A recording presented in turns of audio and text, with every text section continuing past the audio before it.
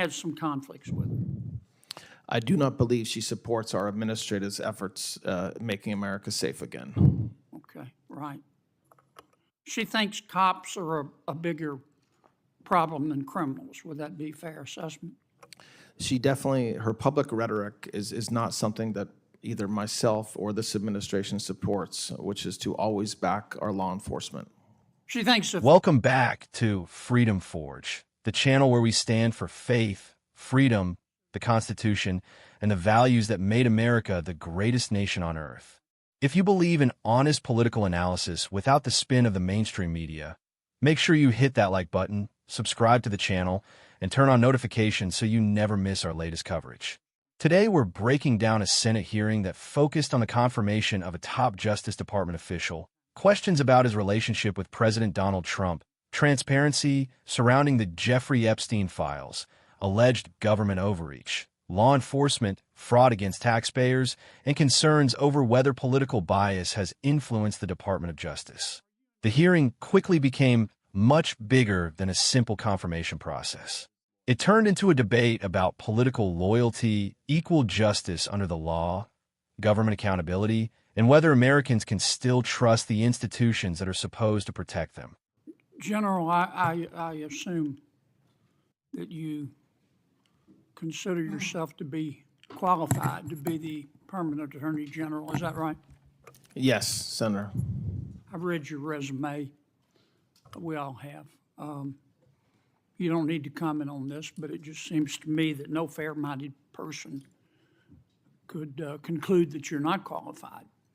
You spent a long time with the department. You spent a long time in private practice. So the opposition of my Democratic friends must be based on something else.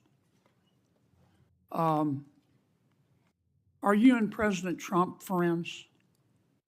I'm his lawyer, was his lawyer, and now I'm the Deputy Attorney General. So I met him as his criminal defense attorney. I'm not sure there's very many people who have ever had a criminal defense attorney who calls that person their friend. I now have a... Well, let me put it this way. Are you enemies? No, we're not enemies at all, no. Have you ever seen a president of the United States appoint an enemy to be Attorney General? I have not. Usually they appoint their qualified friends, don't they? Yes, I mean, one president appointed his brother, right? he did, Senator.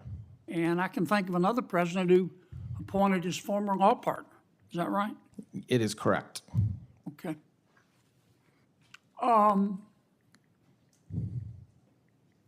Are you responsible for all the president's decisions? No, Senator, I'm not. I mean, does the president get up in the morning and give you a call first thing and say, Todd, tell me what I ought to do today? He does not. Okay. Does he ever ask your opinion on actions he should take? Yes, Do you tell him the truth? every time. Have you ever disagreed with him?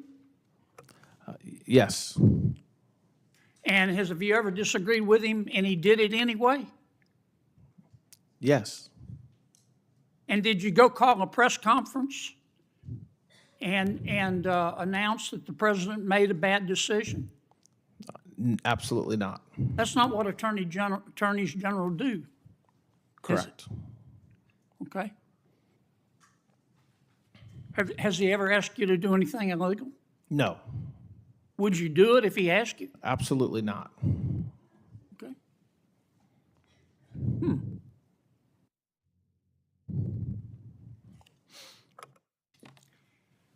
How many pages of the so-called Epstein files has the department released? Nearly 3 million. How many more pages are there? That are responsive, we're not aware of any. How about that in the department's opinion are not responsive? Well, from what we collected, about 3 million that were just nothing to do with Jeffrey Epstein or the case at all. Okay. Why don't you just release everything? Just let it rip. Well, that would be against the law, because the only reason we could release the 3 million we did is because of the Epstein Transparency Act. There are federal laws that prohibit the release of case files, and the Epstein Transparency Act was very explicit and specific about what could be and should be released. Other than to himself. Well, first, we can agree, can we not, that Mr. Epstein was a pig? Yes. Other than to himself, who, if anyone else, did Mr. Epstein traffic young women to? There's from what we learned, from what we know.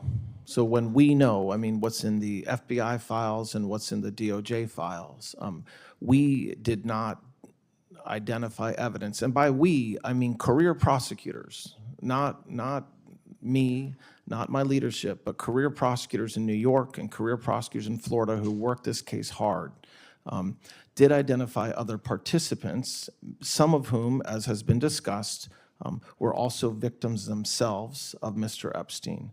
But we did not have evidence, as of now, of other men who were that were trafficked, that Epstein helped traffic. That does not mean it didn't happen, and I want to be clear about that. It just means that we have evidence that the FBI gathered and that the Department of Justice gathered, and that's the body of work that we have to work with, which is why I said earlier, if there's anybody out there, victim or otherwise, that has information, I beg them to come forward. Okay. Did Jack Smith read my emails? I'm not sure, Senator. I don't know. Would you check for me? We will check, Senator, yes. I think he read Senator Grassley's emails. How did he, how can someone at the Department of Justice get Senator Grassley's emails without probable cause? There are checks in place that should make it extraordinarily difficult for a prosecutor to collect and review a senator's emails or a congressman's emails or a lawyer's emails or other folks that have privilege protections associated with their communications. And those checks and balances should always be used. But Mr. Smith just ignored them? I cannot speak for Mr. Smith, Senator. Would you check for me first if he read my emails? And We will check. Number two, how he got them. And number three, I don't mean to single out my friend Senator Grassley, but what emails did he get of Senator Grassley?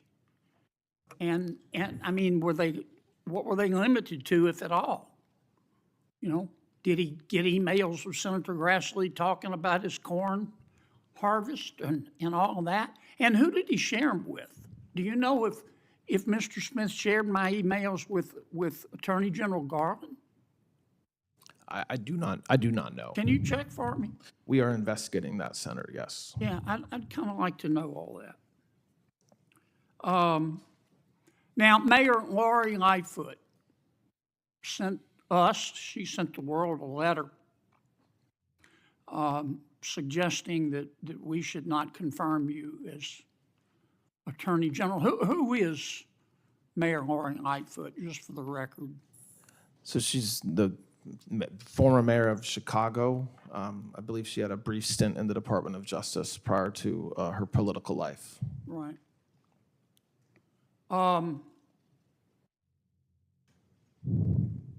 And you had some conflicts with her. I do not believe she supports our administrative efforts making America safe again. Okay, right. She thinks cops are a bigger problem than criminals. Would that be a fair assessment? She definitely, her public rhetoric is not something that either myself or this administration supports, which is to always back our law enforcement. She thinks if a cop shoots a criminal, it's automatically the cop's fault. But if a criminal shoots a cop, it's automatically the gun's fault. Would that be a fair assessment of the mayor's position? Her public statements suggest that. Yeah. Would you put her even in charge of a ham sandwich? I don't believe she should be any part of this administration. Well, the people of Chicago apparently agreed. I think she ran for re-election and got 16% of the vote. Is that right? Do you recall? I'm not sure what percentage she got, Senator. Okay.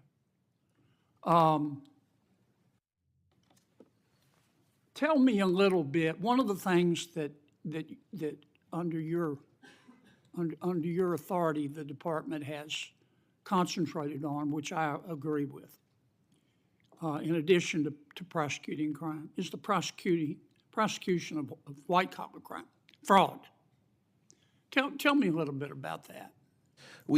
It's incredible since COVID, the absolute thievery that's happened from the fisc by people in this country. And so we have focused tremendous amount of efforts, not only in the new division, but at every U.S. Attorney's office, with every Inspector General and their offices, the FBI, DHS, and HSI, to just root out this fraud. You have examples of individuals just stealing.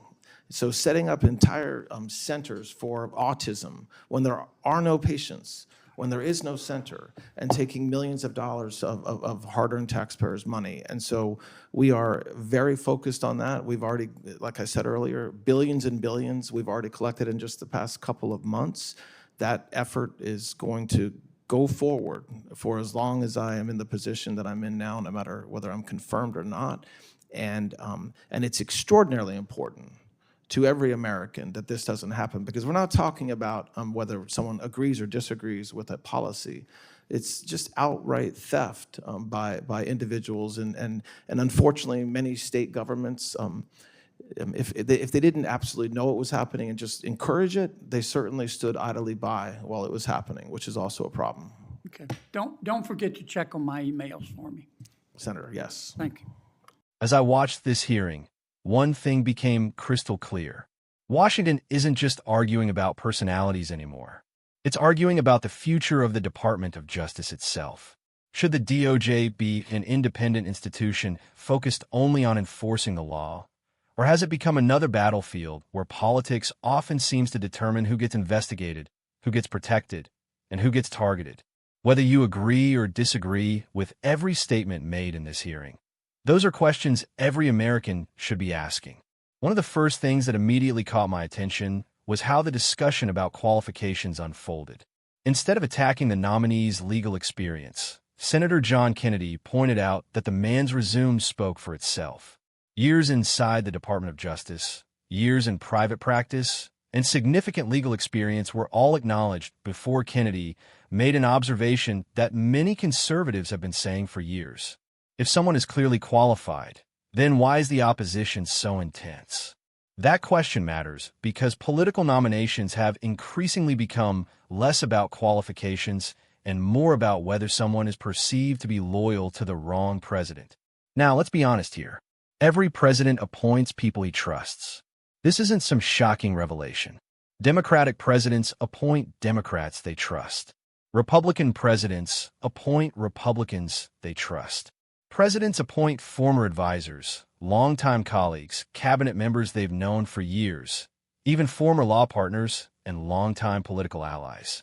That isn't corruption. That's how every administration has functioned throughout modern American history. The nominee made something very important clear. He acknowledged that he had served as Donald Trump's criminal defense attorney, but he also explained that he had disagreed with President Trump on various occasions and had always told him the truth when asked for legal advice. Even more importantly, he stated that President Trump had never asked him to do anything illegal, and that he would refuse if anyone ever did. From my perspective, that's exactly what Americans should want to hear. Not blind loyalty, not public grandstanding, professional legal judgment. Unfortunately, in today's political climate, simply having represented Donald Trump has become enough for some people to assume someone cannot possibly be objective. That is an incredibly dangerous standard.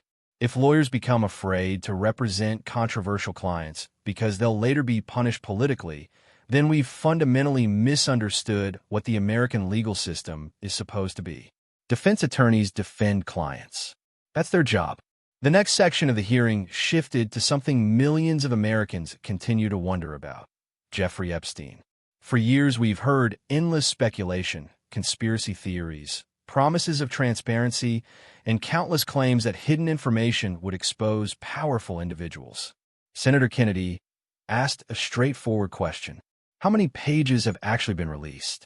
The response was remarkable. Nearly 3 million pages have already been released under the Epstein Transparency Act, and according to the testimony, the department is unaware of additional responsive files that can legally be released. The witness explained that other unrelated investigative materials cannot simply be made public because federal law prohibits releasing them. Now here's where I think conservatives should be careful. We absolutely should demand transparency. Government secrecy creates distrust. But we should also recognize that criminal investigations are governed by laws protecting victims, witnesses, ongoing investigations, and due process.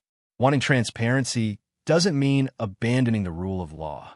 The bigger question Americans still have isn't simply whether documents exist. It's whether every relevant piece of evidence has truly been examined honestly. That trust has been damaged over many years. Whether it involves Russia investigations, Hunter Biden, classified documents, January 6th, or countless other politically charged investigations, millions of Americans simply no longer trust federal institutions to apply justice equally. That distrust didn't appear overnight. It was earned.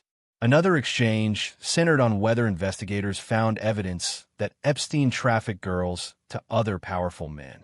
The witness carefully explained that career prosecutors did not identify evidence proving that claim, while also emphasizing that the absence of evidence does not necessarily mean something never happened. He even urged anyone with additional information to come forward. That is actually a responsible answer. It doesn't satisfy everyone, but responsible prosecutors can't invent evidence simply because public opinion demands dramatic conclusions. Conservatives have spent years criticizing politically motivated prosecutions. We shouldn't suddenly support speculation replacing evidence simply because a case attracts enormous public attention. Facts matter. Evidence matters. Justice matters. One of the most fascinating moments came when Senator Kennedy raised concerns about whether Special Counsel Jack Smith had accessed congressional emails. This wasn't treated like some trivial political complaint. Kennedy wanted to know whether investigators had obtained communications belonging to members of Congress and whether proper legal procedures had been followed. The witness acknowledged that strong safeguards are supposed to exist whenever prosecutors seek privileged communications involving senators, members of Congress, or attorneys, but he declined to speculate about Jack Smith's specific actions while promising the matter would be investigated.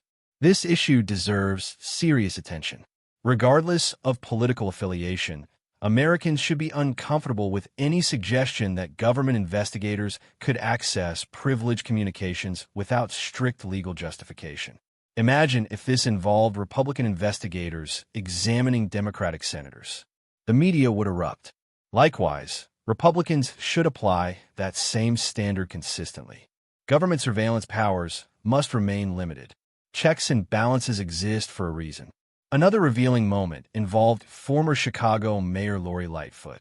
Kennedy referenced her opposition to the nominee and questioned whether her views represented effective leadership on crime.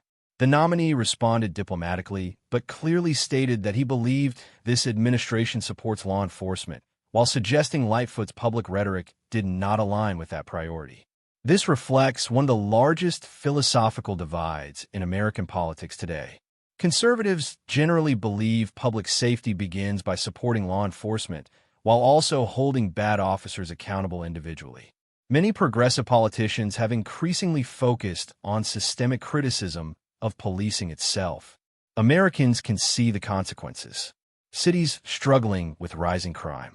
Businesses leaving downtown districts. Residents moving elsewhere. Police recruitment declining. The average family doesn't care about political slogans. They simply want to walk safely through their neighborhoods. That's not a partisan issue. That's common sense. The hearing ended with something that rarely generates headlines, but probably affects taxpayers more directly than almost anything else discussed. Massive fraud. The nominee described billions of dollars allegedly stolen through fraudulent government programs, including fake medical facilities that never treated patients while collecting taxpayer money. He explained that federal agencies are working together to recover billions and prosecute those responsible. Think about that for a moment. While Washington constantly debates spending more money, borrowing more money, and raising the national debt, billions are allegedly disappearing through outright fraud. That should outrage every taxpayer. Whether you're Republican, Democrat, or independent, nobody works hard every day so criminals can steal taxpayer dollars through fake healthcare operations or fraudulent government programs. This is exactly why oversight matters. Government should never become so large that no one knows where the money goes.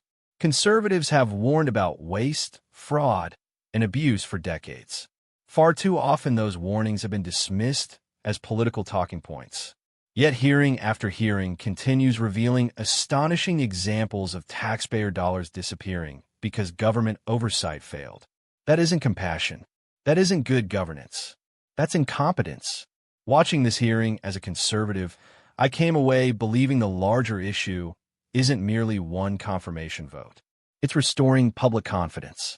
Americans need to believe that justice isn't political, that investigations aren't politically selective, that federal agencies apply the law equally whether someone has an R or AD beside their name.